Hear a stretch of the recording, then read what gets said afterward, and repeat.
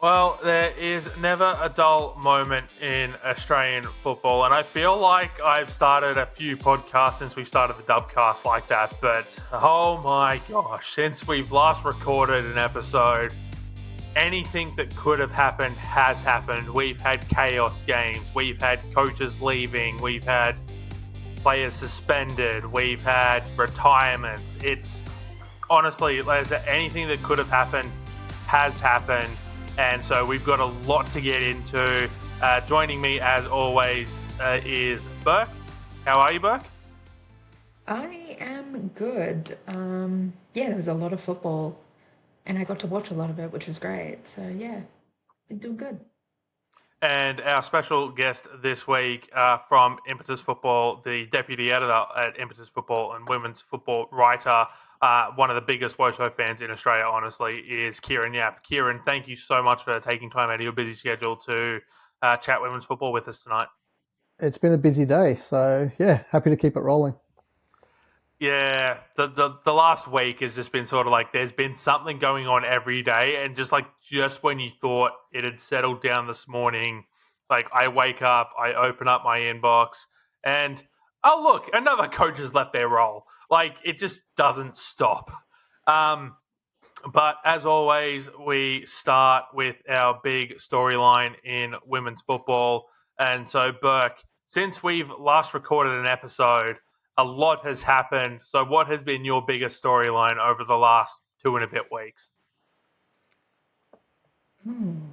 That's tough now that I think about it. Mine is probably gotta be Brisbane Raw in their huge show out and then being just unable to back it up, I guess. Yeah. So, Brisbane Roar 8, Western United 2 in round 8 of the A League Women, followed up by their round 10 clash, which was Canberra United 2, Brisbane 1. Lainey Fryer with a hat trick. Momo Hayashi, absolute thunder strike of a free kick on route for their demolition of Western United. And then Lainey Fryer kept her goal scoring form up before Emma Rovers and Michelle Heyman both added late goals for Canberra. Kieran, should it have been a handball on Heyman? No, I don't think so. It wouldn't It's not like it really affected the play that much. I mean, it did affect the play, but I think it would have still fallen for her anyway. Yeah.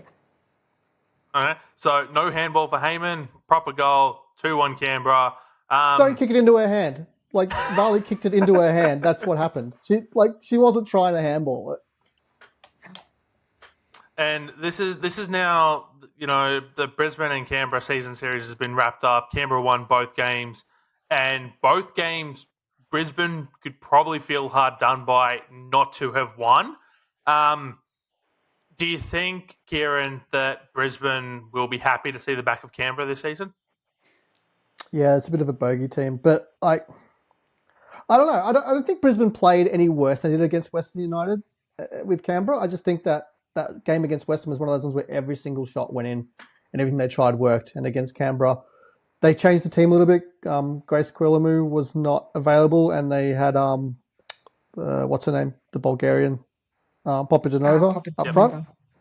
Yeah, and I don't think they function as well with that new setup, but that's what they went with. And I think it's just one of those days against Western and one of those days against Canberra. That just sometimes things fall off and sometimes they don't. But I don't think there's a great gap in the way they played either way. Burke, Brisbane now still sitting in second, dropped points here in a week in which all of the sides in the top three dropped points at varying levels. Brisbane now prepare for top of the table clash. Sorry, they've got a midweek game first. They play tonight, if you're listening to this, on Wednesday, the day of release, before they travel to Melbourne to face City. Where do you think they sort of end this weekend on the ladder? Are they still behind Melbourne City, or is it going to be a case where they can take top spot and really flip the premiership race on its head? I think it'll be tough for. I don't see why they couldn't head up to top spot, but it'll be tough for them to do so because Victory will probably want to make amends for whatever that was. And City probably also aren't too happy with the way that they played against Sydney. So both of those teams are going to be looking to kind of take a step back towards winning games as opposed to drawing games. And yeah, Brisbane Roar aren't really keen on draws. So yeah, which yeah, it'll be it'll be tough for them, but they could do it. I mean, if they play the same way they played against Western, they're taking down any team. Canberra sitting in 8th on the ladder. 2 of their 3 wins this season have come against Brisbane Roar. It is very tight in the middle of the table, Kieran. Is finals a realistic expectation for Canberra? We're almost at the halfway point of the season. Or have Canberra sort of shown us what they're going to be this year? No, I think it's realistic because it's the top six. So if you're in the better 50% of teams in the competition, you're in. It's not like it was a few seasons ago. We had to be one of the top 4. So I think on their day they are in the best 50% teams, and they definitely have one of the better attacks in the competition when they're all firing. So if you've got Markovsky, you've got Heyman, if they're playing well, you've got goals in you. You've got 2 or 3 goals in you, and then Stanish Floody can chip in with one. They've got players who can attack and create chances. So yeah, on their day, they're in the better half of the table. So I think finals should be their aim, really. And Burke, same question to you. Yeah, I think I agree with Kieran. I especially agree with them having a really strong front attack. So yeah, they should be they should definitely be having their sights set on finals, and I think they do. I think at this point in the competition, most, if not all of those like middle table teams are still very much telling themselves and telling each other, yeah, we're going to finals, we're going to finals. All right. Yeah, I think they can make it as well. So 3 out of 3, we all think they can make it. Kieran, I'll go to you now. What was your biggest storyline out of the last 2 and a bit weeks in Australian women's football? BD Goad retiring is probably the biggest one, and we saw the impact of that straight away because Western Sydney pretty much just attacked that gap where BD Goad would normally be, and put Victory under a lot of pressure on that side of the field because the other side was quite okay and the middle's fine. It's just that left back role, which Victory have had problems filling in the last couple of seasons. They had Jamila Rankin last year, but the year before that they didn't really have anyone. Left backs are hard to find. Left backs who've played internationally for Australia and who can push in a midfield are even harder. And she's not replaceable. Like she's a hard one to solve, that one. BD Goad being missing. Yeah, no, I think that's a very good one to go with because you've got the fact that like Beatty Goad's not even a left back. She's an attacking midfielder who's sort of, but her footballing IQ is so good that she's been able to shift into that role for Melbourne Victory because she's basically been needed to, and so it's Melbourne Victory 1, Sydney 0 was the round 8 result. And then Western Sydney 4, Melbourne Victory 4 at the home of the Matildas. It was 1-1 at half time. This game was also delayed 3 hours because of the heat. The decision was made on Friday. It was definitely the right result in the end to delay the game. I mean, I know why we're persisting with these 5 p.m. kickoffs. It's the family friendly time slot. It's the earliest you can play in summer. Blah blah blah blah blah. But like, this venue has more than adequate lighting. Why can't we start at 6 o'clock? Why can't we start at 7 o'clock? Like, there was no reason for this game to be played at 5 p.m. to start with. I mean, the game finishes after dark, so it can start there. I think the only problem was it was an interstate team. If that was Western United or or if it was Melbourne City playing, I think it would be moved later. I just think they had to either Western Sydney had to get a flight back, or they had to get a flight back early in the morning. I just think that the interstate factor the travel had an issue to do with the game time. I think that's as far back as they could push it. I mean, that is entirely possible.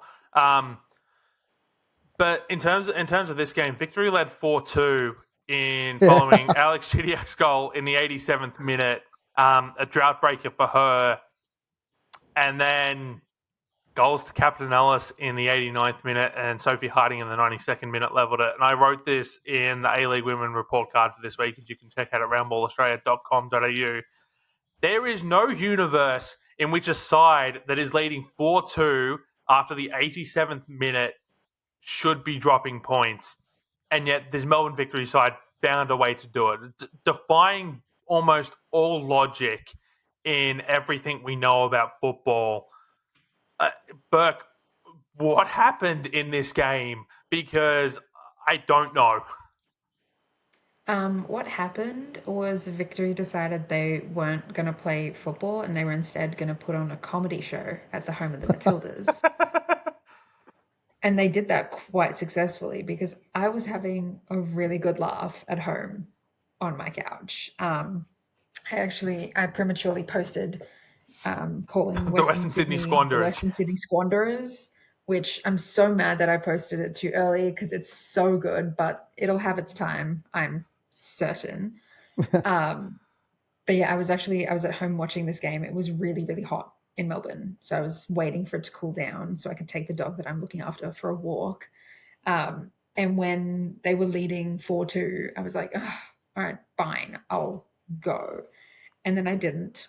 And thank God for that, because I would have been so mad if I had missed the final like 4 minutes of that game.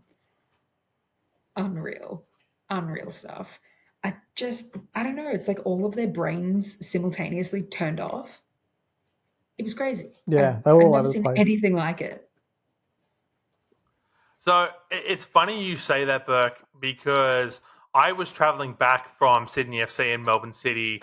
Got home, forgot that I had to go get cat food. So I went back out to go get cat food. I come back and I tune into this game at like 3-1 or 3-2. And I'm like, what on earth have I missed?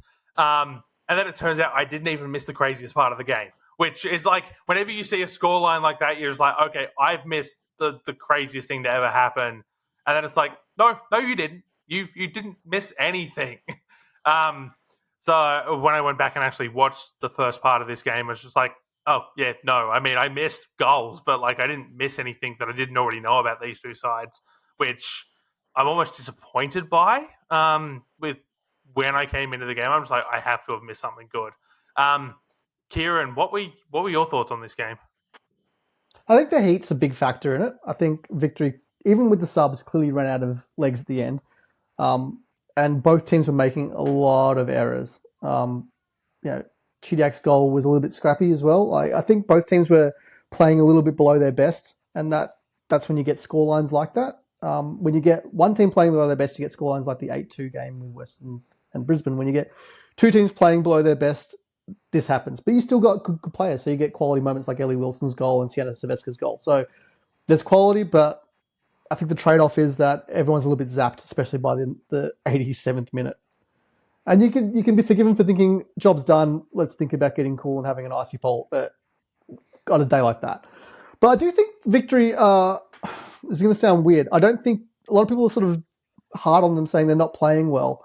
But I do think that's kind of the way Jeff Hopkins does things each season. He kind of just potters around until finals and tries to get his team peaking at the right time of year. So I think I think they got room to improve, but their best football and their worst football is not too much different. They're sitting in third in the ladder, so they're going okay. Burke, Kieran raises an interesting point there is we know this is what Jeff Hopkins does. He is so good at getting this side to peak at exactly the right time to perform in April and May when it matters. Do you think this might just be another case of that, where it's like, okay, yes, you would have liked all 3 points. Yes, you'd like to be in second, but a draw is a draw, and this doesn't matter as long as you make finals. They're going to perform. I mean, I hope so. because sometimes I feel like watching, like I can imagine being a Victory fan must be like being on the world's like most stupid roller coaster that only starts getting fun like right at the last minute. And so then Yeah, that's you're what it is. like, then all your feelings towards the season build up are like really clouded because you can only remember those last like few weeks when everything was so good. So Do when you the know? Do you season know what it starts, is you're like, actually? what's going on here? We're bad. And then it happens again. It's like Game of Thrones. Remember how like the first few seasons of Game of Thrones is like, oh, they're going to be dragons. We're going to see dragons at some point, right? That's what it is being a Melbourne Victory fan. You're just like, at some point, Where this is going to there work will be out. It's like dragons. previous years. It's like we're going to see Melina Ayres. She's going to come back. She's going to destroy everything. She's going to lay waste to the whole league, and we're going to win. And that's what usually happened. To be fair, it happened 2 years in a row. Or we go like Kyra's playing centre back, central defensive midfield. As soon as we get a defender back, Kyra's going to go forward. She's going to destroy the whole league. We'll win the grand final. And that happened. So it's a lot of just sort of waiting around for the Dragons to arrive, which has been Kyra Cooney Cross or Melina Ayres in the past. And this But who's season, left? it's sort of just Who's the waiting for the dragon front three to now? click. It's Nikki Flannery for me. I think True. Nikki's Great the one shout. who's she's doing a great job. She's getting a lot of crosses. The players aren't meeting him in the middle. And against Sydney, she did a really good job of keeping Faber Ison really occupied as well and stopping her damaging this the other way. But yeah, it's either Nikki or Alana Yancheski because Alana Yancheski could have had 3 goals by half time as well the other night. She was on fire, just weren't going in. So it's one of those two is just primed to take the finals by storm when we get there. Yeah, no, I can definitely say that, and I think that is a very good assessment. But we do need to have a bit of a talk about the other side that was in this game, which is the Western Sydney Wanderers. So I think I've got my timeline right here. Feel free to jump in and correct me if I'm wrong, because this was one of like 30 things that happened in the last 4 days. So on Thursday, a Western Sydney Wanderers fan group revealed on Facebook that, or a fan page, um, that technical director of the club's academy, the club's women's academy, Jeff Abrahams, former Sydney Olympic coach, was stepping in for Robbie Hooker, who was on leave for personal reasons, and would be on the sideline in his place for this game. No official announcement from the club, no confirmation, nothing. And Abrahams is on the sideline on Sunday night, and then like nothing about how long Hooker's on leave for, anything like that. And then Tuesday morning, we get a press release from the Western Sydney Wanderers that was 2 paragraphs in length, announcing that Robbie Hooker and the club have parted ways by mutual termination for personal reasons. So obviously, whatever is happening with Robbie Hooker is big enough that he needs to walk away from the remaining 5 months or so of his contract, because he was only on a 2-year deal that was up at the end of this season. So I hope whatever's going on with Hooker and his personal life is all okay there. No ill will or anything like that. We wish him nothing but the best in whatever's he's battling there. Abrahams is now the interim coach. No timeline has been put on that by the Wanderers per the press release. It was literally just Jeff Abrahams has been named the interim coach of the A League side or the A League women's side, and that's all we know at this stage. Kieran, you raised the point that they haven't had a coach do consecutive seasons for quite some time, and I went back and I had a look at it. So Dean Heffernan was the last coach to be in charge for consecutive seasons at the club, um, Mm. between 2019 and 2021. Those are 12 game seasons. Since then, Kath Cannuli, 1 season, 14 games. Kat Smith departed the club just before her second season was set to start and completed an 18-game season in charge. And the man who replaced her, Robbie Hooker, departs just halfway through his second season, which were 22 and 23 game seasons, respectively. So I guess the big question is your thoughts on this situation. And then we do have a question from a listener, which is sort of where do the Wanderers go from here? But the actual question is there reason to speculate on Robbie Hooker's departure from the Wanderers? Or since it's personal reasons, should it be a case of respecting his privacy? I think the answer is yes, and I'll let you take with that what you will. I think the context of Robbie Hooker's tenures says a lot. Like it sort of speaks to how this has ended.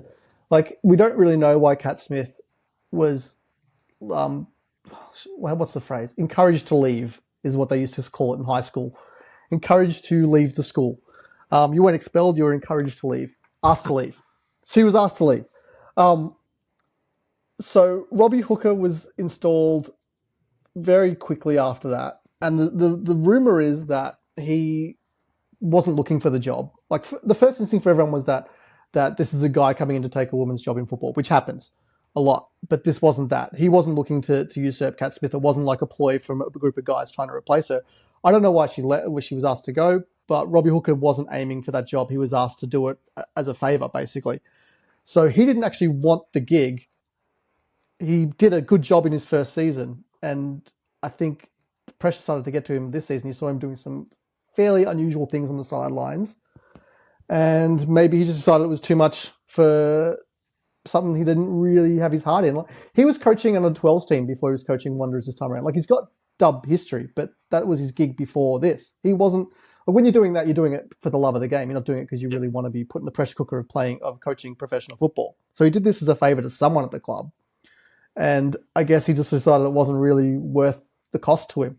Whatever that is, that's his decision to make. But it is concerning that the club can't offer a coach support when they've called him in as a favour. Yeah, Burke.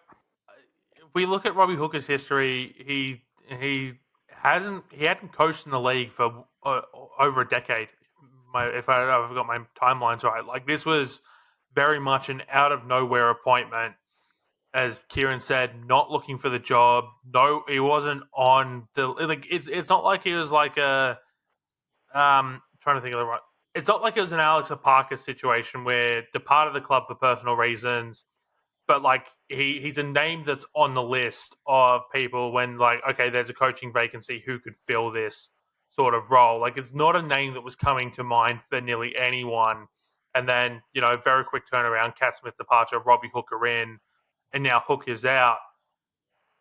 The inconsistency from the club here, in the sense that they can't have a consistent coach, is kind of telling in and of itself, isn't it? Yeah, it's not a great look from Western Sydney Wanderers. I I don't know. Yeah, it doesn't say anything good about what kind of a system that they're running. If you can't even keep a coach, what does that mean about your players? And every time I think about Western Sydney and the fact that they're like second from the bottom, despite everything that they succeeded in last season, all I can think about is how they look so good on social media. They look so good on social media. And then everywhere else, it's like no offense to no Western Sydney's, a dumpster fire. Like they've got a dumpster fire going on, but they're waving their TikTok in front of you and they're like, look at this.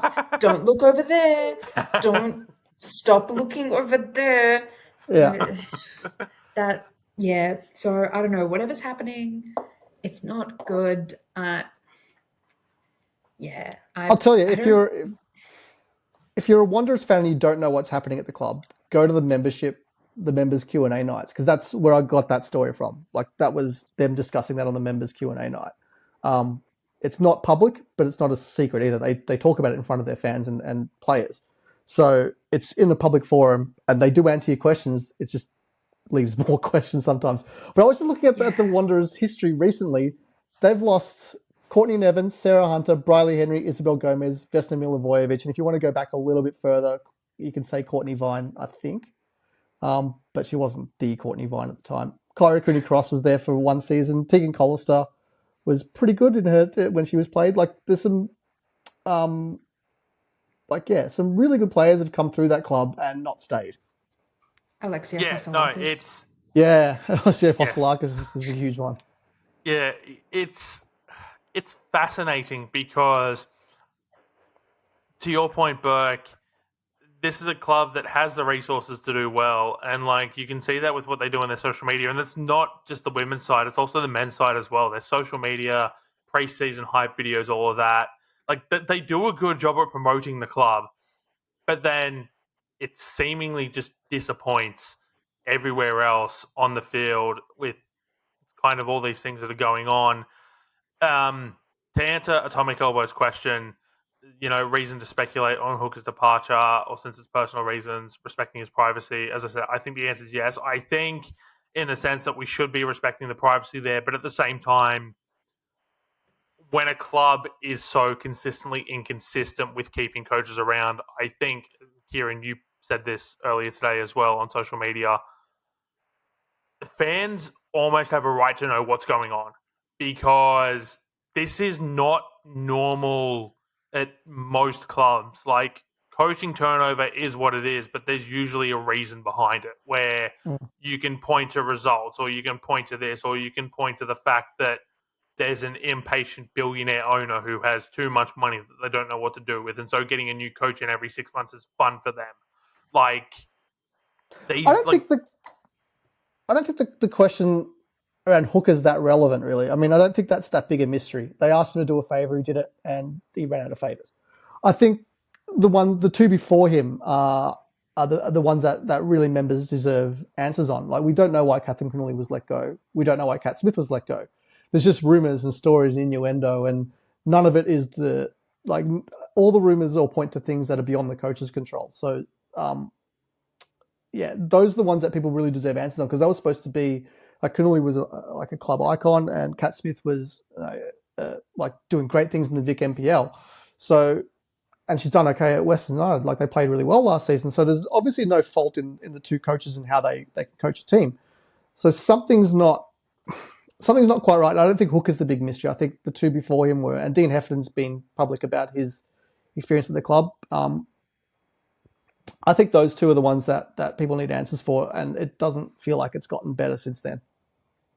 Yeah, no, I agree with everything you've said.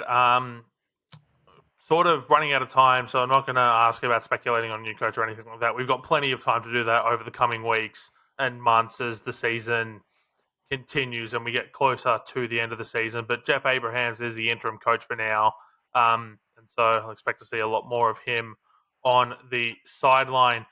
My big storyline of the week is we're going to go to the Western United game for this, and I wish it was a happy one. I really wish it was. But Western United 2, Newcastle Jets 0, Carly Johnson with the brace. Tash Pryor receives a red card in the 89th minute, and I'll run you through the storylines that we have so far. So what we knew on Friday night was Pryor copped a red for allegedly delivering abuse towards an assistant referee. Jets coaching staff said it was directed at a crowd member who had allegedly hurled abuse at Pryor. The refs were then looking to try to decide whether it was from the crowd after they've already sent Pryor off. Both teams got into a fight, resulting in a lot of yellows, which includes Chloe Lagazzo getting carded for running back on after getting subbed off, doing what a captain should do, trying to settle the situation with some of her younger players. You'd expect nothing less from a captain of a side. Reports from someone in the crowd indicate that Lagazzo was yelling at the crowd, again, who had allegedly been abusive towards Tash Pryor. That's sort of what we knew on Friday night. Have I missed anything that either of you two can think of from Friday night? No, but people who were on the sidelines have told me that the comment definitely came from the crowd. Yep. Then what we found out since, on Monday morning, Newcastle Jets released a statement saying a complaint had been lodged with Football Australia in relation to an alleged offensive slur being made by a member of the public directed at a Jets player during the match, while also reiterating that the Newcastle Jets are a family club built on hard work and togetherness, and a club that welcomes everyone, no matter your faith, ethnicity, sexual orientation, or gender. Our diversity is our strength, and inclusivity is sacrosanct. Everyone has a place in our club and in football, and any fan or player jeopardizing that sense of belonging is not welcome. Any form of abuse and discrimination is not part of the game and is something the club will not tolerate. On Monday afternoon, Tash Pryor was suspended for 2 games by the match review panel for use of offensive, insulting, or abusive language and or gestures, which is the law that she was determined to have broken. the minimum suspension is 1 game. The MRP assessed that this incident warranted a 2-game suspension, and that she had until Tuesday afternoon at 2 p.m. Australian Eastern Daylight Time to appeal the decision. On Tuesday afternoon, an FA spokesperson said that the club had decided not to appeal the decision after the deadline had passed. A Q News article, which also detailed abuse received by Alex Chidiac, more on that later, reported that the FA said the matter is being investigated and the governing body has a zero-tolerance approach to any form of vilification or antisocial behaviour. So what we've got from all that is no one knows what was said. What we do know is that it's alleged that an offensive slur was directed towards Tash Pryor. Rumour, comments, innuendo have all led to the implication that it was a slur of a homophobic nature. And I want to be very careful with how I approach this, because no one has said anything publicly, whether that be the FA, whether that be Western United. The Newcastle Jets gave their statement, but no one has really said anything about the actual nature of what was said. And it reminds me very much of the Patrick Yazbek situation from a few months ago, where a rumour was spread that he had used the C word towards a player, which is why he was subbed off by his coach. And that spread like wildfire. And then it came out 2 weeks later that no, he had actually used a very horrific homophobic slur. And so, whilst we don't know what's been said, there's the implication there. And I think a lot of this could be solved just by someone coming out and saying what was allegedly said. I think as much harm as it does, it shouldn't impact any form of investigation, right? Like, where we're at the moment is, as far as anyone is aware, that crowd member has not been banned from any games. There's been no announcement or anything like that. So that player would be free to attend a Western United or a Melbourne Victory or a Melbourne City game this week with no fear of consequence. You find me someone who's on the receiving end of a homophobic slur that is part of the LGBTQIA community that doesn't react, whether publicly or otherwise, like having been on the receiving end of slurs, sometimes I can, and Burke, this is an experience I'm sure you can very sadly relate to. Sometimes you go into a shell and cower and just want to get out of the situation as quickly as you can because you fear for your safety. But if you're in a situation where adrenaline is running high because you're playing a football game, you find me someone who's not going to react the way Tash Pryor did, and I'll find you someone who is insanely good at controlling their emotions, because it's not normal to not react in that sort of a situation. So yeah, I mean, what we've learned is, at this stage, whole homophobic abuse of a player cops a ban, and you go off scot-free at this stage until an investigation is completed. Like, I mean, it's 2025. What are we doing here? Well, first of all, being homophobic in the A-League Women's is a crazy thing to do. Like, why are you there? What are we doing? But what's really disappointed me in this situation is the fact that Western United haven't said anything at all. Like, there has just been complete silence from them, which is a really strange thing to do, considering there was something like, we were talking about this on the Beyond 90 pod just earlier, there would have been something like less than 500 fans at this game. Yeah, someone knows who said it. Someone knows who said it. Literally just call up all your members. Call up everyone who bought a ticket. Pretty sure you have to give I know if you buy a ticket at the box office, like if you buy the ticket on the ground, you have to give them your phone number. Call them. Give everyone a little ring. Say, hey, what's going on? Are you the worst person alive? We'd love to know, because we never want to see you again. The whole situation is very nauseating, because like you said, we're in the year 2025. You're literally at the A-League Women's. why are you there? Just don't come to the games. We don't want you. We don't need you. It's very much reminiscent to me of when I think it was, did Sydney play Melbourne City? Someone played Melbourne City and it was these random men's fans that were like throwing beer bottles at I think Tegan Micah It and was a goals. Melbourne Yeah. derby. It was a Melbourne derby. Melbourne Derby. Sorry, Sydney. I shouldn't have immediately assumed it was your fans. I should have actually immediately assumed it was Wow. Victory. That was really crazy of me. So sorry. But it's very reminiscent of that situation where it's just some random people that should not be there. Like, I don't care if you're a fan of football, like you say you're a fan of football in total. You're not a fan of the same culture, I guess, is the word that the A-League women's fans are. Stay away from us.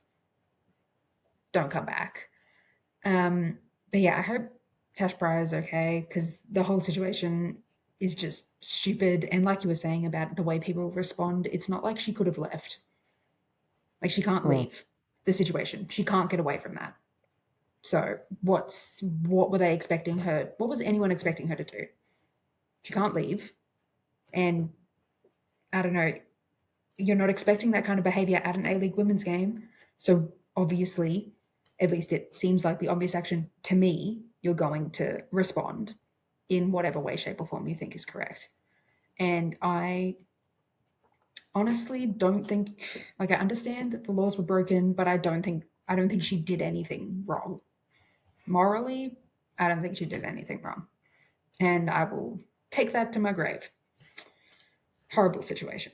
Never want to hear about this kind of situation ever again. And yet,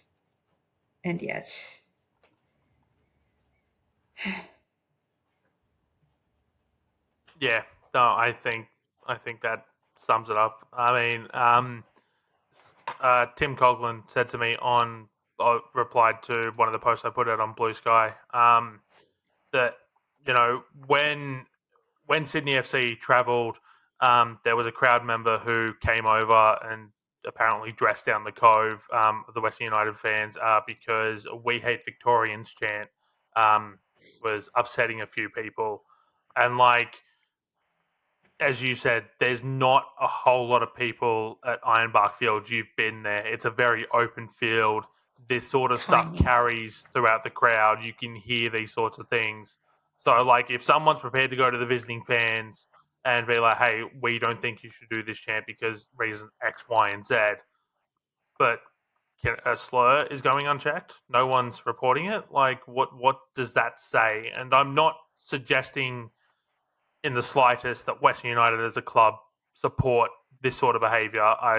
That's not the implication here. But I think if you're looking at a fan base that has people going up to the visiting fans and being like, "Hey, please don't do this chant for reasons X, Y, Z," like call out your own fans, call out your own behaviour, report it to security.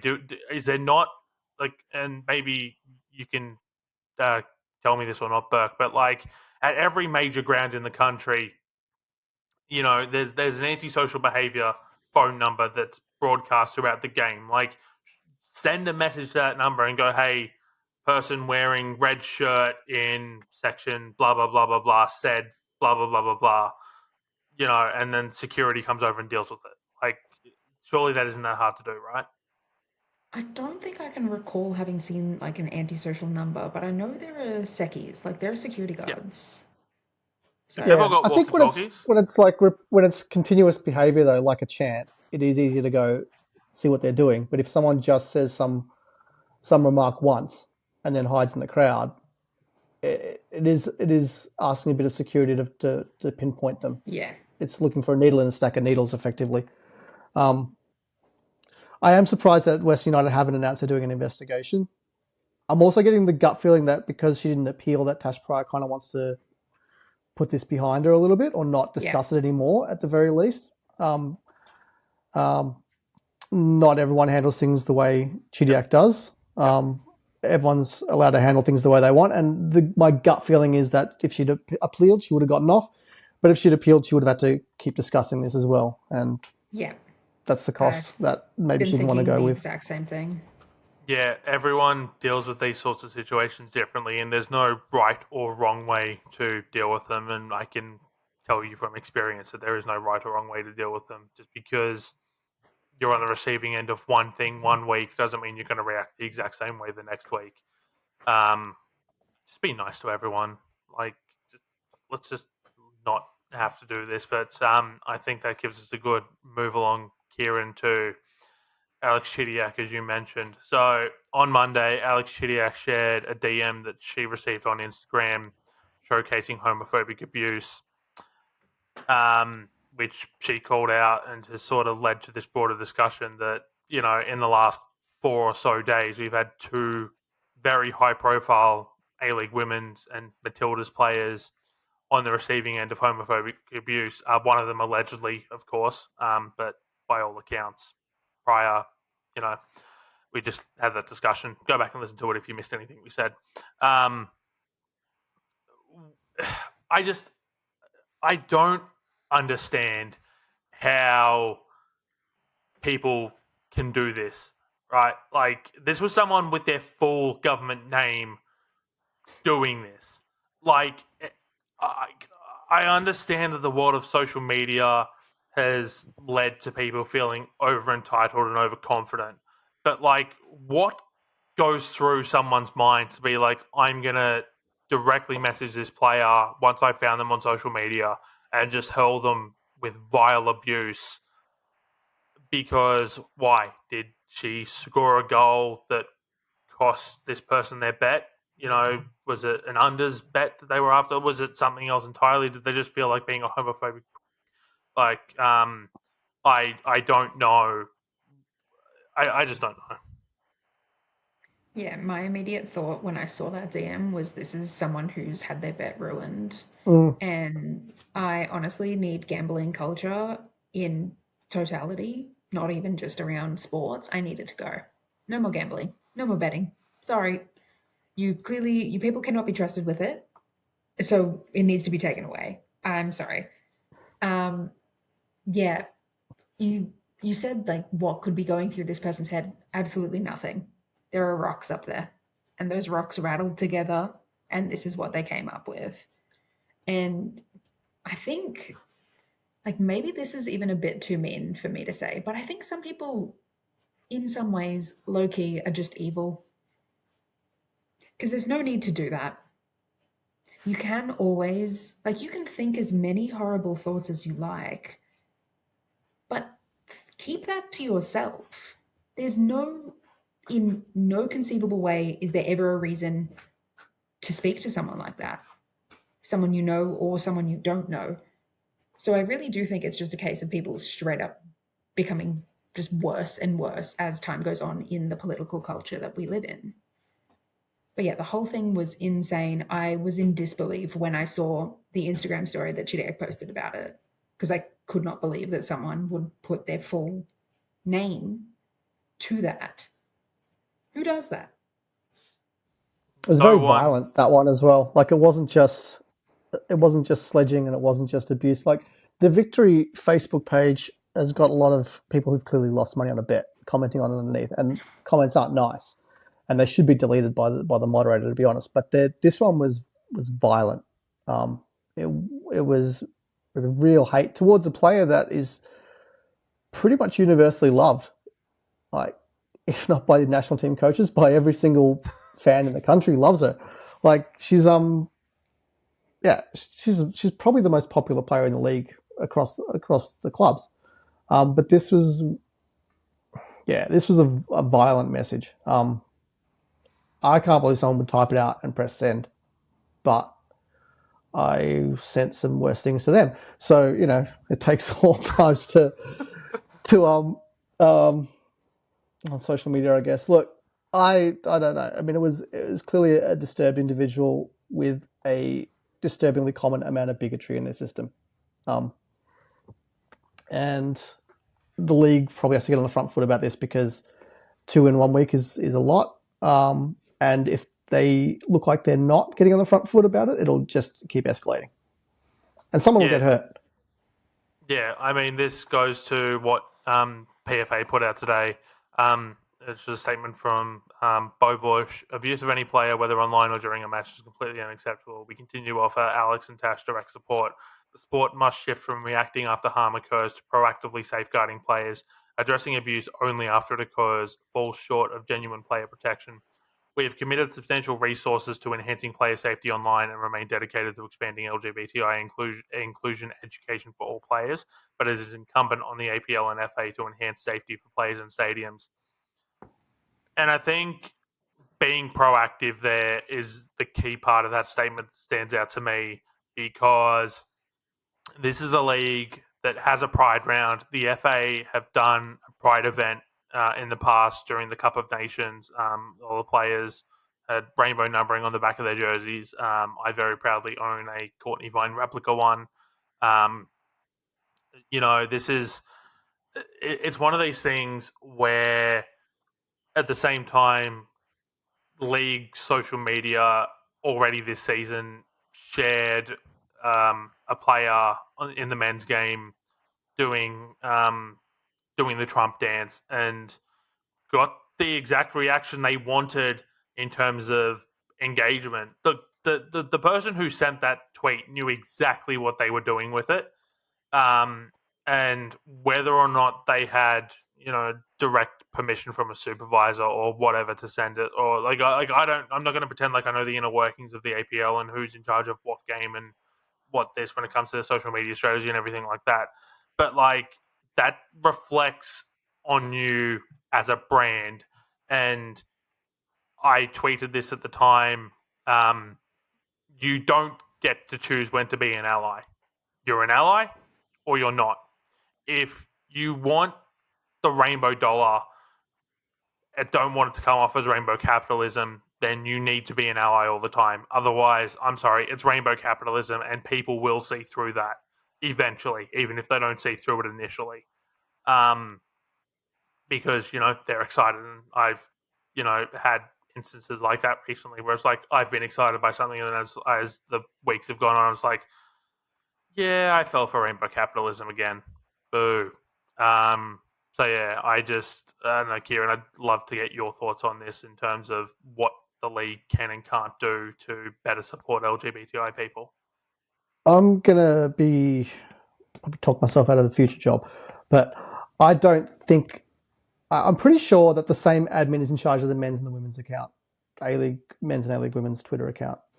I'm not sure that's an easy thing to do. I'm not sure it's the best thing to do, because for better or worse, you've got different audiences. Something that'll be largely fine or ignored by the men's fans reading their account will rub the women's fans up the wrong way. They've done this with Victory a couple of years ago, posting all eyes on Tuesday when the women had a game that afternoon. It's simple things like that to big things like this. It can't cost that much to hire a separate admin who knows how to cater the content more towards women's fans. Because especially with shared accounts across the clubs, it can get a little bit muddled. I just think, whenever someone puts up a controversial tweet or does the wrong thing on one of these things, I always ask who they're trying to impress. And the answer is pretty clear. It's tricky. I really do think that they need to have more people in decision-making processes who are more familiar with the women's game and the LGBTQ community. It doesn't feel like any of the people in those shoes are in the decision-making processes at any level at the moment. Burke, sort of same question to you. As a queer person like me, it's yeah. I think the absolute very least that any of the social media accounts can do is actually moderate their comments. And I would like to apologize if there's background noise. The dog has picked up something squeaky and is thrashing it around downstairs. I would love to see some moderation. And deleting the comments, for me, honestly, at this point, isn't enough. Block them if you actually care. And respond. And we see accounts in American sport do it all the time. The hockey did it all the time. Respond. It also tell kind of slays. It kind of slays when they do that. Yeah. Because you have a huge account that's got like hundreds of thousands of followers, especially if it's on like Instagram. I know like Victory have like a metric ton of fans, um, followers, I should say. No one's a fan of Victory.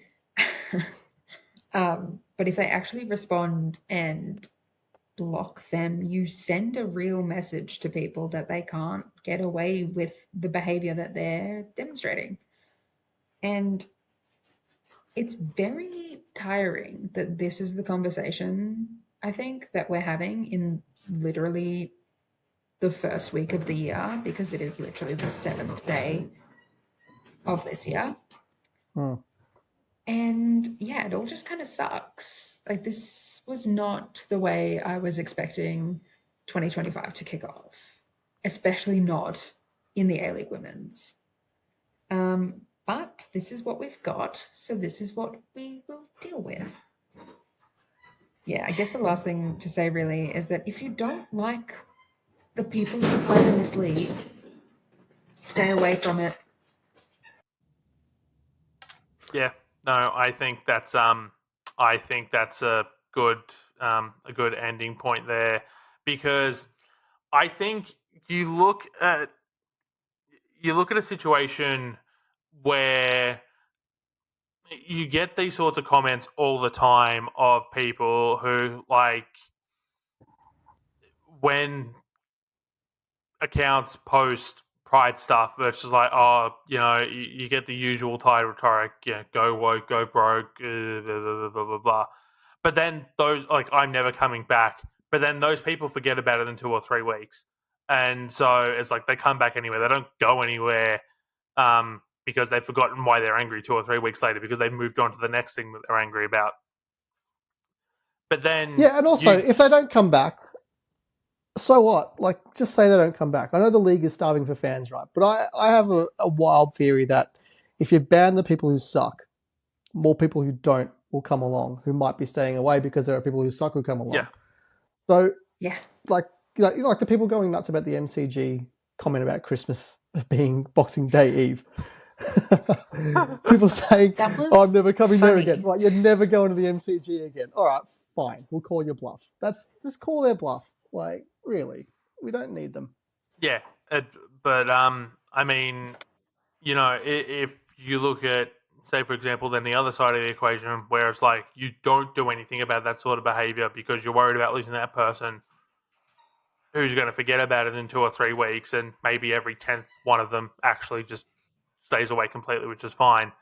But you then turn to isolating the victims of that situation, which end up becoming more often than not queer people, who I think I can speak comfortably on behalf of quite a lot of LGBTQIA people. We don't forget this crap. We don't forget when you abandon us for quick metrics. We don't forget when you abandon us for quick money. We don't forget, and you do more long-term damage to your potential fan base by not standing up in the first place. Um, yeah. Do either of you two have anything else you want to add on that, or can we move on? Said it all, I I'll think. take. Yep. Cool. Um, we are very quickly running out of time. As I said, a lot has happened in Australian football, women's football, over the last 2 weeks. Wellington 2, Perth 0, 4 wins in the last 6 for Wellington now. Grace Jale revenge game. She scored for the second time consecutive game at home with a very long distance banger. Once again, Olivia Ferguson got the second for Wellington. Kieran, I'll come to you first. Is finals now a realistic expectation for the Phoenix, with 4 wins, 1 draw, 4 losses, and just sitting outside the top 6? Yeah, with Mackenzie Barry and Alyssa Wynnum, all things are possible. They're good. Like, they're a good team. I like them. I thought they'd lost too much from last season, but they're good. Olivia Ferguson's a good striker. Mackenzie Barry's a good defender. They've got that American coming in. I don't know if she's settled in just yet, but yeah, she'll get better.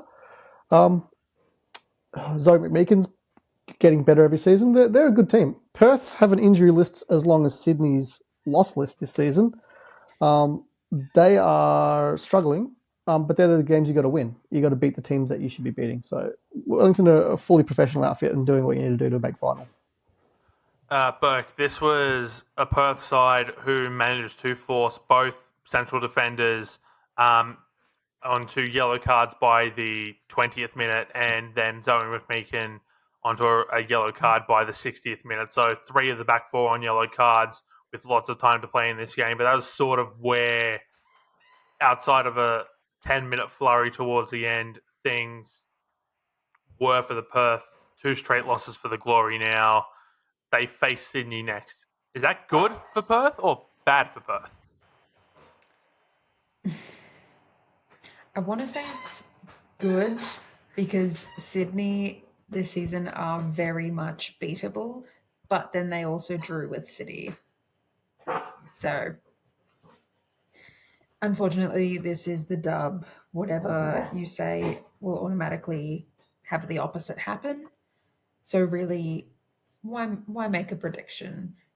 I couldn't tell you which way this game is going to go between them because Sydney might have finally clicked the last piece together in that game against City and come out firing, or Glory will have cracked it, having had 2 losses, and do the same thing.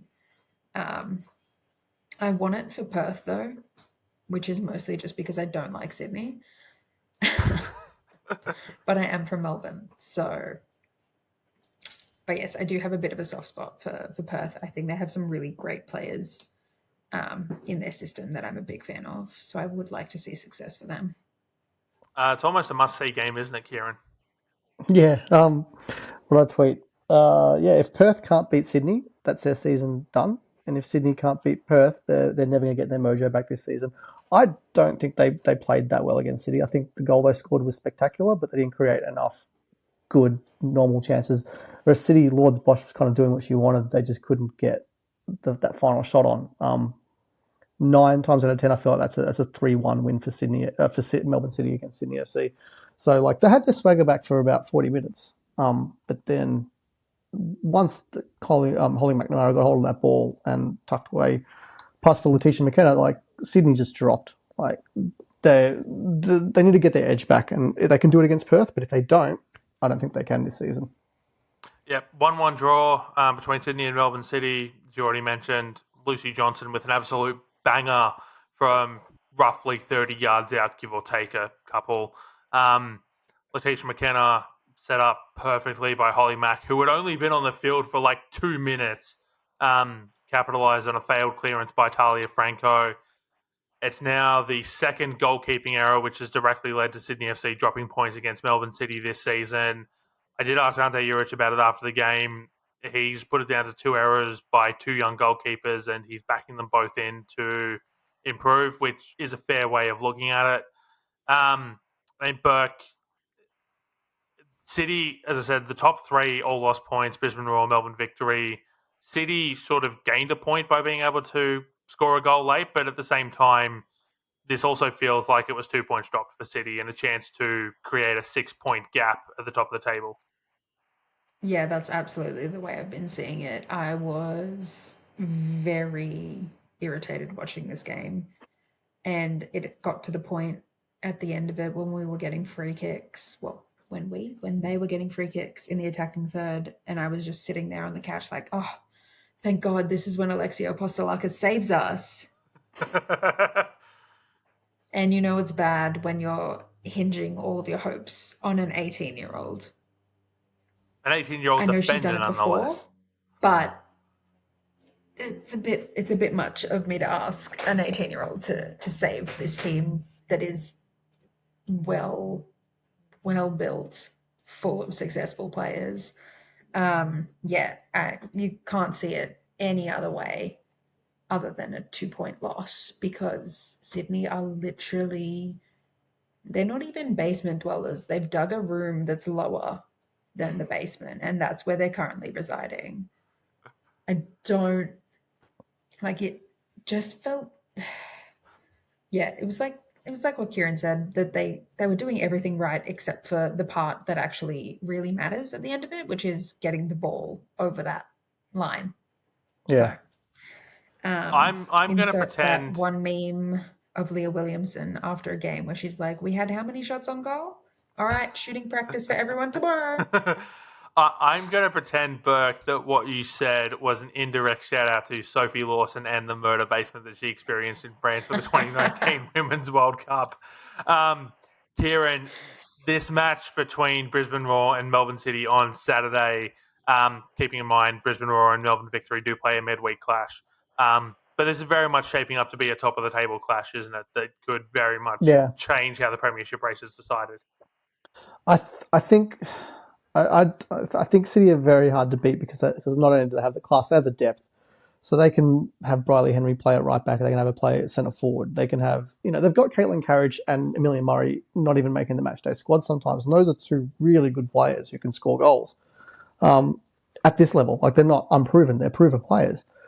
So Brisbane are very good, but beyond their best 11, they might get tested for the rest of the season. City can afford to drop points at the moment because I think they'll just keeping on. Like they can have injuries, they can have form dips in individuals, and Speck may not score for 3 or 4 games, but Holly Mack's coming off the bench. What does that matter? Like they'll keeping on. I think the title race is still City's to lose, even if they drop a point or two in this next couple of games. Yep. Adelaide 1, Central Coast Mariners 0. Emily Hodgson gets her first goal in nearly 8 years. Former young Matilda, Greta Koshula, played her first minutes in the A-League Women after having spent the last 4 years in the USA as part of the college system over there. I believe it was VCU. While the youth development pipeline continued to get minutes and impress for the Mariners, with Leah Puxty, Tiana Fuller, and Peter Trimmers all coming off the bench, in addition to Koshula, which helped to spark the Mariners' attempt at a comeback, but they ultimately just fell short. Do either of you two have any strong thoughts on this game? I'm glad to see Emily Hodgson get a goal. If you listen to the Kick Like a Girl podcast, where they interview players, ask them to name their best 11, she features in it more than anybody else. Like she's a very highly rated player among the playing group in the league and in South Australia especially. So glad to see her grab a goal. She's been playing really well this season. Burke? Yeah, hard agree on that. Also crazy that she hasn't scored in like 8 years. Like that's unreal. Yeah, I think she's still relatively young. I think she's still like 23 as well. So she's been playing forever. That's stupid. Sorry, that's just ridiculous. What do you mean? She's 23 and has 8 years in this league. 24. She's 24. That's insane, honestly. God. Like, but I gotta say, good for Adelaide. It's the first time they've ever beaten Central Coast. So good for them. Yeah. I'll go to a listener question now. From Sanan Jayatipu on Blue Sky. Do you think Emily Van Egmond will return to the dub now that she's left San Diego? I think it is entirely possible for next season.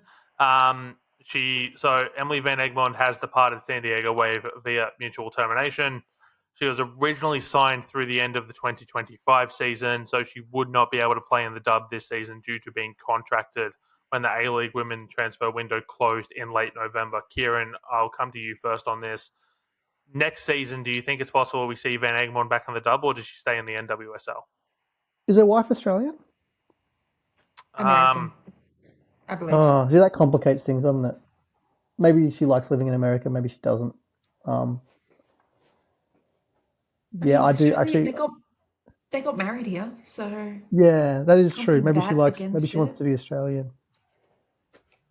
I think it depends where they want to plant roots for the next stage of their life. I know it's corny, but I am married, and those things matter. Like it matters where you want to spend the rest of your life. And when you get married, you start thinking about the rest of your life and what it's going to look like. So hopefully, her wife wants to be in Australia, and they want to make this where they spend the rest of their life. But I would like to see her back in the dub. Newcastle, City don't need her; they got too much. No, I don't think she would play anywhere other than Newcastle. I mean, it's the perfect place where you could walk down the street and not be noticed by most people. You've got the beaches, you've got everything there that, like, you could possibly need. Burke, same question to you. I would love it if she came back. I think that'd be really fun.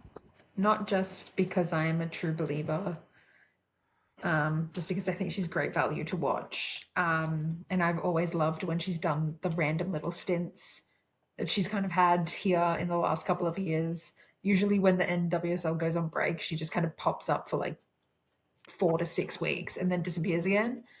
Yeah, I've always loved that. And so if she decides to come back permanently, I would not say no. I think she offers a lot to any team that she is with, but especially in the dub as like a mentor and a leader. I remember really, really distinctly when she was playing for Newcastle Jets in one of the most recent stints. The play had stopped for whatever reason, and she was immediately coaching her teammates. They were all much, much younger and newer to the league, and just I think we would. I think I would like to see that again. Also, she always scores like bangers in the dub. So we we're seriously, this season we are especially lacking in bangers. So Yes. we should get it back for that. Another listener question. Lou on Blue Sky. Do you think Melbourne Victory will actually post about TDX 100th game at any point before the actual game? Burke.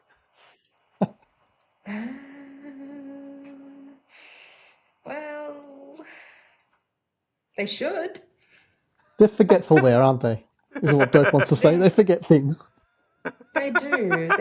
They're quite quick to just not do things that they should do. Um, so it wouldn't surprise me if they don't, or if they don't and then claim that they have when they haven't. They might be like, we posted something like 3 months ago about Alex Chidiac. You want more? You want another? You're asking for a lot now. Yeah, I will defend them on this one thing that goes around. That they actually did not know about BD Goad retirement. Like no one knew.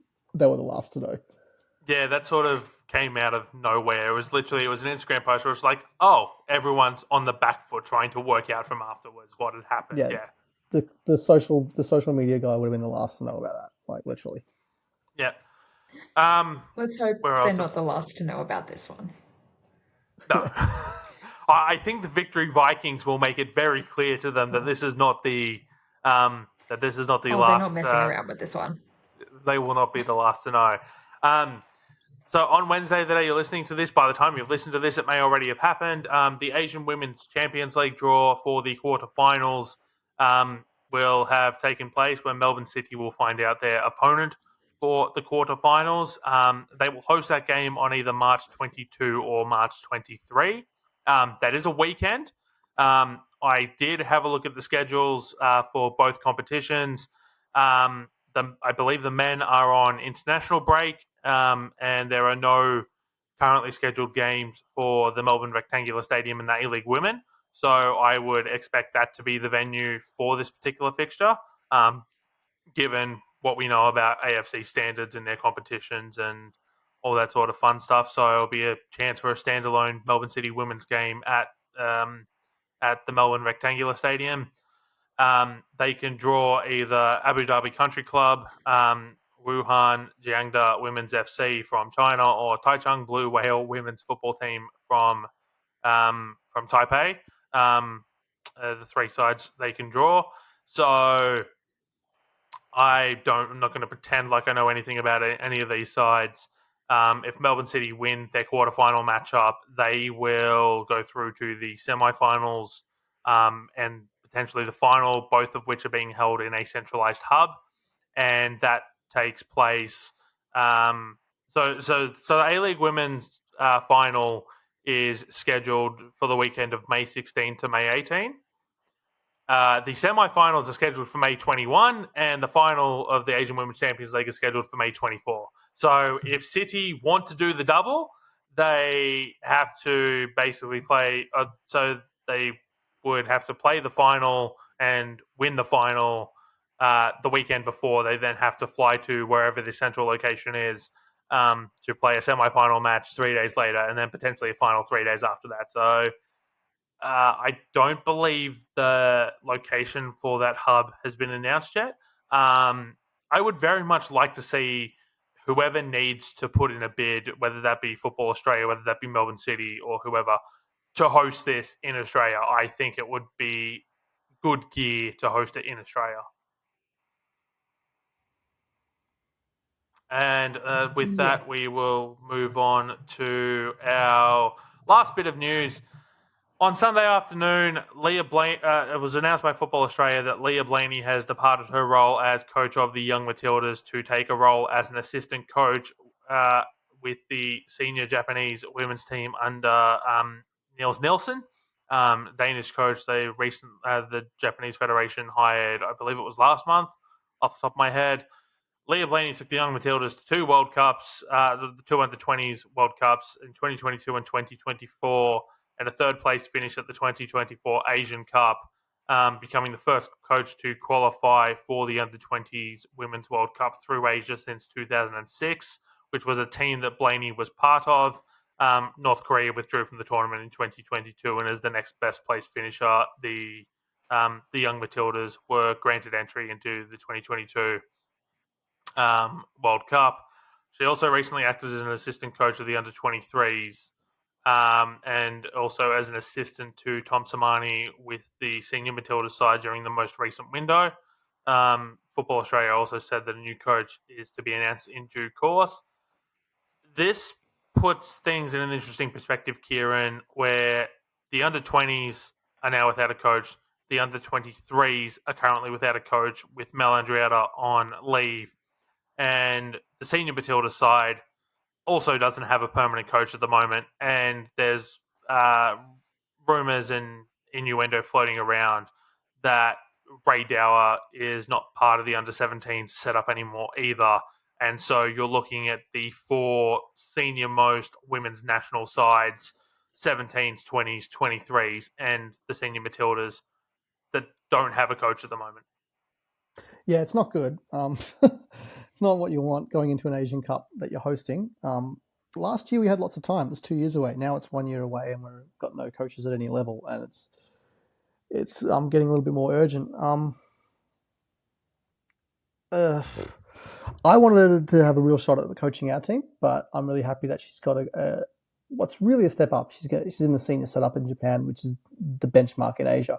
So best case scenario for Australia is Leah learns all their secrets, how they win all the time and how they beat us even when we've got a much better team than them. Cough, sneeze, 2018. And comes back and puts that knowledge to leading the Matildas to multiple Asian Cups. That's the best case scenario. The worst case scenario is we just can't find anyone and we have to grab someone from the dub to lead the Matildas at the last minute. It's getting a little bit urgent. I know that the internet loves Joe Montemurro. I think he's one of the best Australian coaches out there. I don't see Michelle Kang willing to negotiate on him. I just don't see it. I just think that people should learn another name. It reminds me of when I was a kid and everyone kept saying Alex Ferguson should coach England.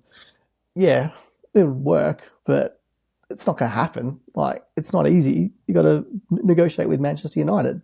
That's what we're doing here. We're trying to convince the biggest club in women's football to let us have their coach 5 months into his contract. I just don't see it happening at the moment. Can you imagine the fee for that?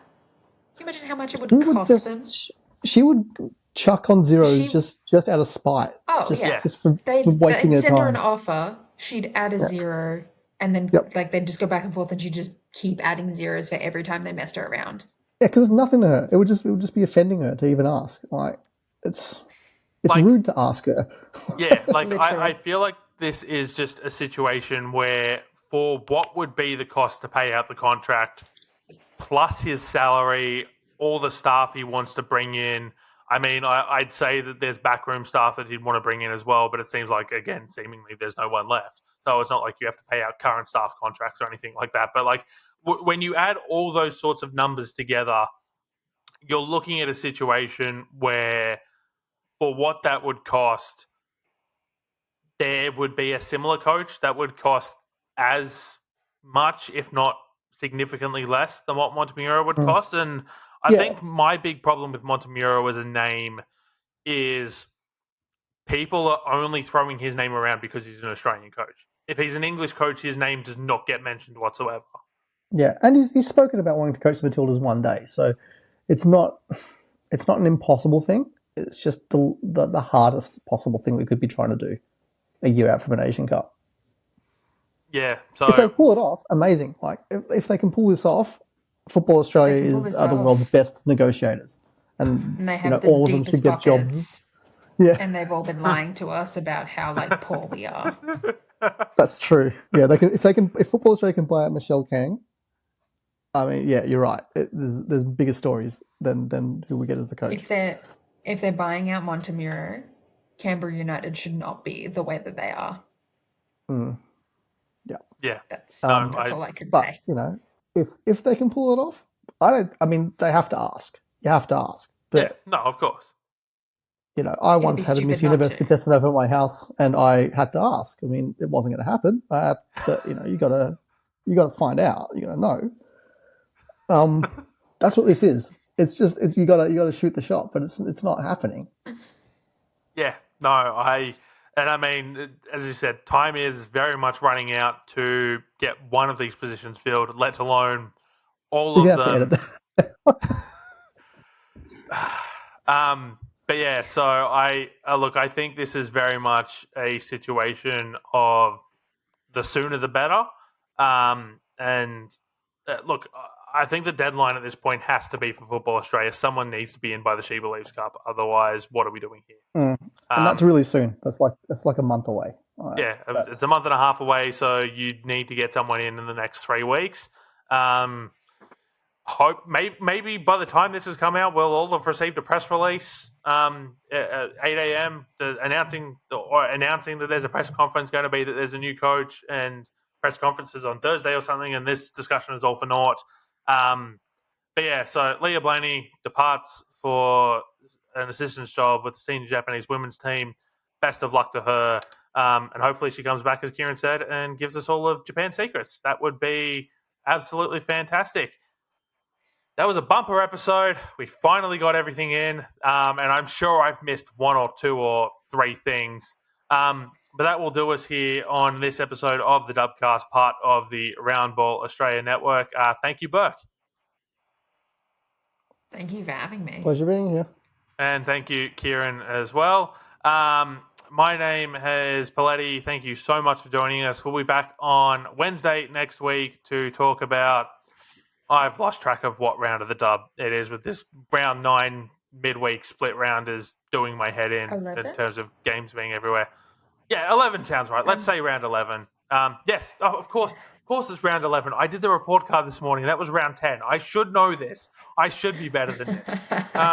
We'll be back to discuss 2 midweek games from round 9 of the A-League Women and everything that happened in round 11, as well as what other weird, wacky, and wonderful stories that the world of Australian women's football decides to throw our way. Thank you very much for listening. Goodbye.